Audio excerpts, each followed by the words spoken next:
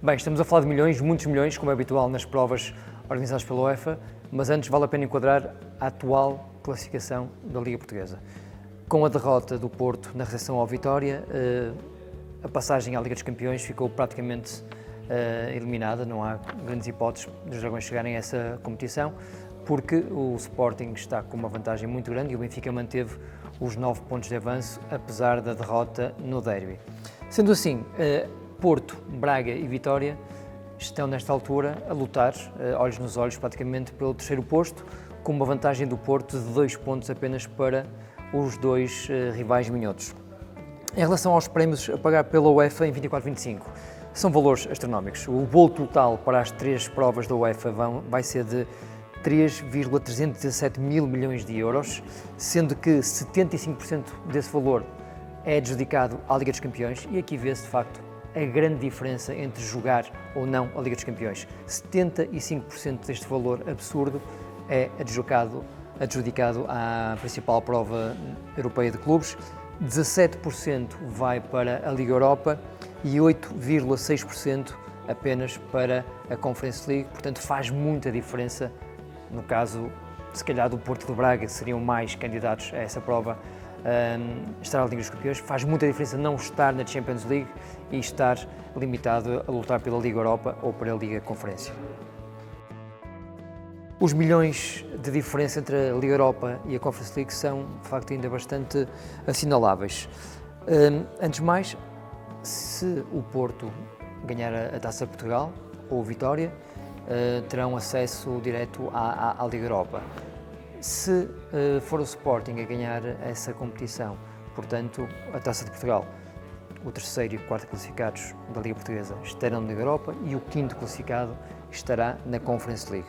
Começando por baixo, pela Conference League, vale a pena dizer que os clubes que conseguirem saltar as preliminatórias e chegarem à fase da Liga terão direito logo a 3,17 milhões de euros, um valor muito abaixo daquilo que é praticado na Liga dos Campeões e mesmo na Liga Europa, como veremos já a seguir. Depois, há mais 1 milhão para o vencedor desta fase, desta nova fase da Liga, que é uma espécie de pequeno campeonato. E depois do primeiro ao oitavo classificado, 400 mil euros e do nono ao 16º, 200 mil euros. Valores muito abaixo, de facto, daquilo que o Porto pelo menos está habituado na Liga dos Campeões. Além disso, há 400 mil euros por cada vitória e 133 mil euros por empate.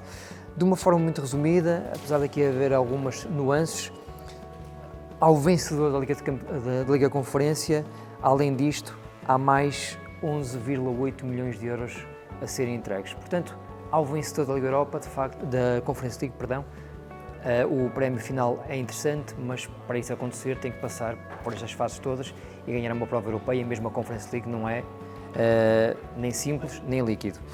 Em relação à Liga Europa, o vencedor, em comparação com o da Conference League, terá cerca de o dobro do prémio final. Portanto, terá 22,5 milhões de euros, mais os 4,31 de acesso à fase da Liga, mais 2,7 para o vencedor dessa fase da Liga e depois 600 mil euros do primeiro ao oitavo e 300 mil do nono ao 16º. Portanto, há diferenças muito grandes entre os valores praticados mesmo na Liga Europa e na Conference League.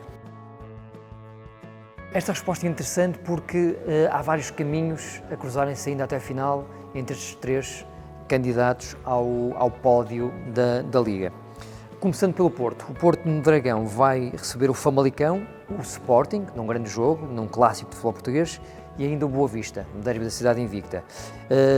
Fora do Dragão, o Porto vai jogar ainda à casa do Casa Pia, vai ainda às Chaves e vai acabar o campeonato em Braga. E este jogo vai ser absolutamente decisivo para estas contas, com o Vitória, obviamente, muito atento, o Vitória do Álvaro Pacheco, que tem feito um percurso notável, mas, portanto, este Braga-Porto, na última jornada do campeonato, será, de facto, fundamental para se perceber quem é que conseguirá chegar ao terceiro lugar. Em relação ao Braga, recebe Vizela, Casa Pia e o Futebol Clube Porto, como já foi dito, e vai jogar fora ao Estoril, vai ainda ao Estádio da Luz e na penúltima jornada do campeonato ainda vai ter que fazer o derby contra a Vitória em Guimarães. Portanto, nas duas últimas jornadas haverá um Vitória Sporting de Braga e depois um Sporting de Braga Futebol Clube Porto, 2 jogos completamente decisivos. Falta falar do Vitória Sport Clube, que recebe Farense, Boa Vista e Braga em Guimarães, mas tem ainda de jogar em Alvalade, nos Arcos, Vila de Conde, contra um bom Rio Ave e também em Arouca, casa do grande Arouca que Daniel Sousa tem conseguido desenhar. Aqui a resposta é mais simples. O Vitória Sport Clube está com 5 vitórias consecutivas no campeonato, algo que já não era capaz de fazer desde a época 16-17 com Pedro Martins. Portanto, de forma resumida, entre os 3 é claramente aquele que está numa fase mais convincente, mais moralizante também, e esta vitória no Dragão veio de facto dar um simbolismo superior ainda a esta fase muito boa da equipa de Álvaro Pacheco. O Porto, depois da goleada ao Benfica por 5-0, ganhou mais 2 jogos, em Portimão e na recepção ao Vizela, e depois acabou por se espalhar a cumprir, permita-me a expressão, com as derrotas no Estoril e agora na recepção ao Vitória, que afastam completamente a equipa, mesmo da luta pelo segundo lugar. Finalmente, o Braga, nos últimos 5 jogos, conseguiu 3 vitórias, um empate e agora concedeu uma derrota na recepção ao Arouca, no primeiro jogo depois da saída do Artur Jorge para o Botafogo. E este é um dado importante para concluir o nosso raciocínio, é que de facto falta saber como é que o Braga vai reagir ao novo comando técnico agora de Rui Duarte.